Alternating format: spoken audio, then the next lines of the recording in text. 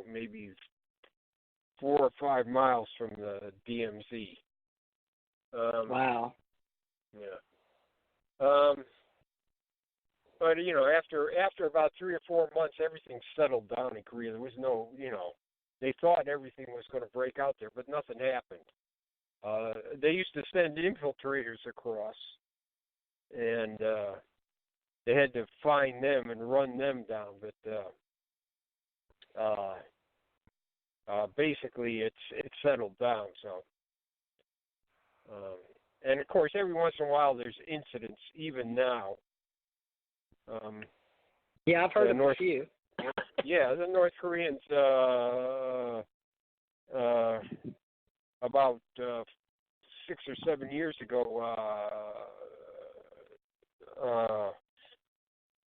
made an artillery barrage on one of the islands there that belong to South Korea. So, every once in a while there's something that goes on there. And underhanded things like infiltration and attempted assassination and things like that. But it's compared to Vietnam, there was nothing there. So it was, it's great. So during my career, I spent time at Fort Hood and Fort Sill in Oklahoma. Wow. 4 tours in Korea, 2 tours in Germany, and 1 in Italy. And, my goodness. You got around in your career. Yeah. 25 years? Yeah. And, did you retire? You retired Army? Yeah. Well, thank you for your service. We appreciate it. Okay. Oh, that's awesome. E9. So about half the time was in nuclear-capable units. So that's that was. Are you allowed to talk about that now? Because Mad had some kind of clearance on a ship in the Navy. Nuclear. I mean, we had I was at 8-inch units or 155, so they had the capability. Now we don't say if we had nuclear weapons there. We just say that they're nuclear capable. So we had the capability of firing nuclear weapons. And then I was in Honest John Rocket Battalion, which was assigned to 4th Missile Command. So then I was assigned to a artillery group in Italy, which maintained weapons for Greece and Italy. So, and was that NATO force? But did you have to work with NATO during that time? Or that's just a given? Let's see, we in Korea, when I worked for 4th Missile, they were in general support of the First Rock Army. So that's exactly what we work for. We work for the Korean Army, actually. And then when I was in one tour in Germany, we worked for 12th Panzer Division, and we were in support of them. So I guess I could say I had about 7 years working with allies. So. Did you only wear one uniform, or did you have to switch to other uniforms? No. We didn't do anything like that.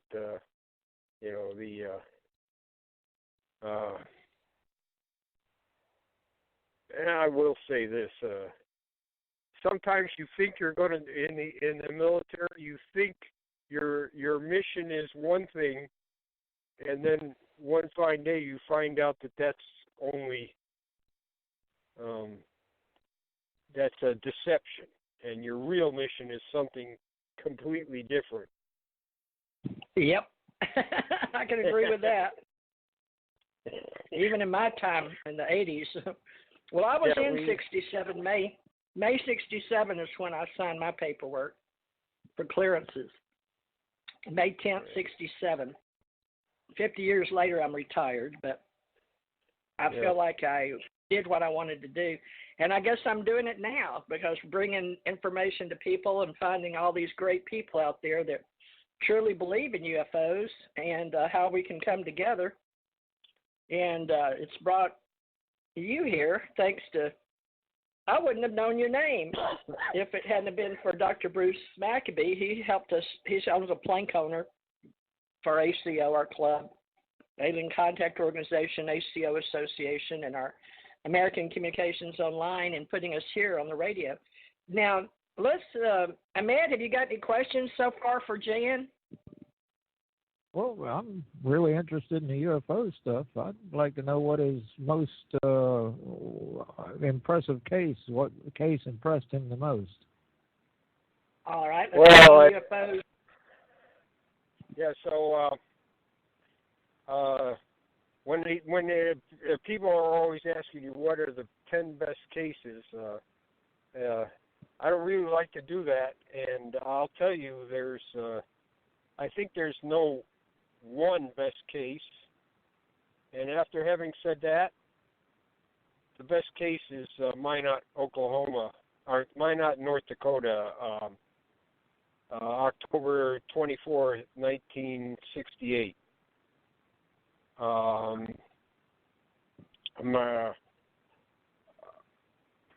Tulene and I, he was the chairman of the Sign Historical Group, and one thing he liked to do was interview people. He has about recorded on various medias 200 interviews. And one of the interviews we did was the pilot, one of the B-52 pilot that was involved in the Minot case. And it was during the Condon Committee, but this case was never given to the Condon Committee. What happened in Minot? There were sightings from the guys on the surface of the nuclear coding team, and the air police had some sightings in Minot, and this B-52 was returning from a check flight after it had been on alert, and he was coming in for a landing. They had been out for, I think, 48 hours, and the tower at Minot called them and said, we'd like you to go to this position. Don't land yet. Go to this position and tell us what you see. So they went there, and the pilot didn't see anything, but the radar guys did. The radar and the electronic countermeasures guy, they saw plenty on their radar scope. They had this UFO, they said the blip was about as big as a KC-47 refueling aircraft, and it was following them, and they started to take pictures of their radar scope. So we had those pictures. So they followed them, and they were the thing followed them, and then it left. So and while it was following them, they had problems with their radio too. After they came in for a landing, they were just back again, and now the pilots see it. and it had a red glow around it. It had what looked like a sort of detached cabin with an attachment to the main body of the UFO. It was just I like to describe it. It looked like an axe, or not an axe head, but a pick head, and it was attached by a little tunnel to the UFO, which was oval in shape, and it was pacing them. And at that point, they were talking to the tower and everything, and then they had problems with their radios. Now, nuclear-equipped or nuclear delivery systems, everything is duplicated. They don't just have one radio; they have two radios. And once you get interference, you do all kinds of anti-interference things to continue broadcasting. And they did all their countermeasures, and nothing. Both radios were out. When they landed, they said, "Hey, the tower told them, send a senior man to operations, and he'll fill out a report." That's what they did. About 2 weeks later, they were debriefed. Maybe it wasn't 2 weeks. I'm not sure about that. I'd have to go and look at it. So they, I asked the pilot, "Were you told not to talk about it?" And he said, "We didn't have to be told. We knew not to talk about it." So everybody on the B-52 had a different vantage point for looking at this thing. Like the tail gunner, he had his vantage point. The guys in the on the flight deck, they had their vantage point, and the electronic guys had their radar, so they had their vantage point. So after we got that first interview, Tom went around and collected interviews from all the living members of the crew. It's kind of an interesting story how he found who the living members were. Captain Runyon was the pilot, and he says, "I'm not sure I remember these guys." And then he started looking through his papers and everything, and there's a picture of the crew, and they're standing out in front of the aircraft, and you can see all their name tags. So once he saw the name tags, he knew who they were, and from that, Tom was able to get in touch with all the crew members that were alive and interview them.